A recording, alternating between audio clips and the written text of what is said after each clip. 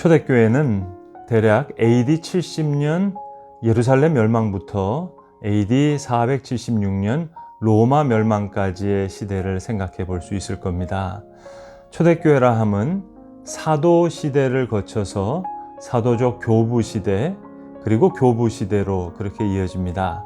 사도 시대라 함은 우리가 너무나 잘 아는 예수님의 12제자 사도 바울과 같은 사도들에 의해서 이루어졌던 교회 시대, 그리고 사도적 교부라 함은 그 사도들에 의해서 임명된 교부들, 이것을 사도적 교부라고 합니다.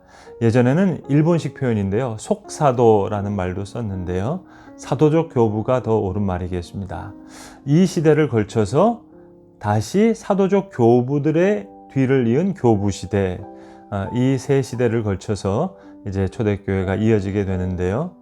드디어 313년에 밀라노 칙령에 의해서 기독교가 공인되면서 이제 감독과 주교에 의해서 교회가 인도함을 받는 그런 시대로 변화되게 됩니다. 초대교회와 관련돼서 생각해 볼 수 있는 가장 큰 특징은요, 핍박이라고 하는 그 사건을 통해서 신앙은 더 순수해지고 또 교회가 자유를 얻으면서 또 느슨해지고 타락하게 되는 그런 사이클이 반복되는 것을 생각해 볼 수 있습니다. 마크 놀이라고 하는 미국 위튼 컬리지의 기독교회사 교수님이 쓰신 책인데요, 터닝 포인트라고 기독교의 획기적인 12가지 사건을 쓴 책인데요, 이 책의 제1번으로 삼는 사건이 바로 AD 70년에 있었던 예루살렘 멸망입니다. 예루살렘 멸망이라고 하는 사건을 통해서 이제 기독교는 유대교에서부터 떠나서 기독교만의 자기 정체성을 갖게 되게 됩니다.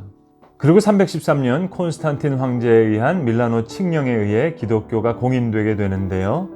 이제 4세기까지 교회는 역사적인 예수를 어떻게 이해하느냐 하는 것에 초점을 맞추게 됩니다.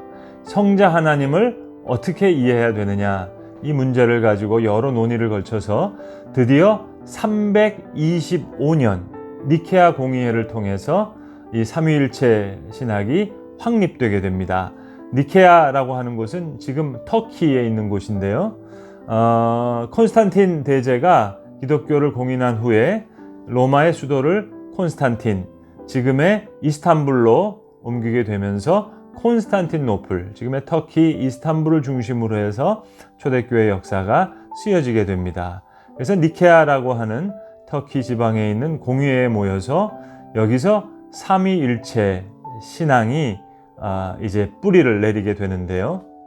조금 자세히 설명드리면 예수와 하나님은 유사한 본질이다, 호모이우시아 라고 주장했던 아리우스파를 이단으로 척결하게 되고, 호모우시아, 성부와 성자는 동일 본질이다 얘기했던 아타나시우스를 정식 교리로 선정하면서 역사적 예수를 하나님으로, 하나님의 아들로, 동일한 본질로 세우게 되는 삼위일체 교리가 뿌리를 내리게 됩니다. 밀라노 칙령에 이어서 380년 기독교가 로마 제국의 국교가 됩니다마는 이 일을 통해서 니케아 공의회와 같이 수면하에 있었던 교회가 위로 올라와서 교리가 확립되는 그런 긍정적인 요소도 있었습니다마는 또 교회가 타락하는 그런 단초를 제공하는 이 역사의 하나의 아이러니 같습니다. 그런 일이 일어나게 됩니다. 그리고 한 세기가 채 지나지 않아서 AD 476년 로마는 멸망하게 됩니다.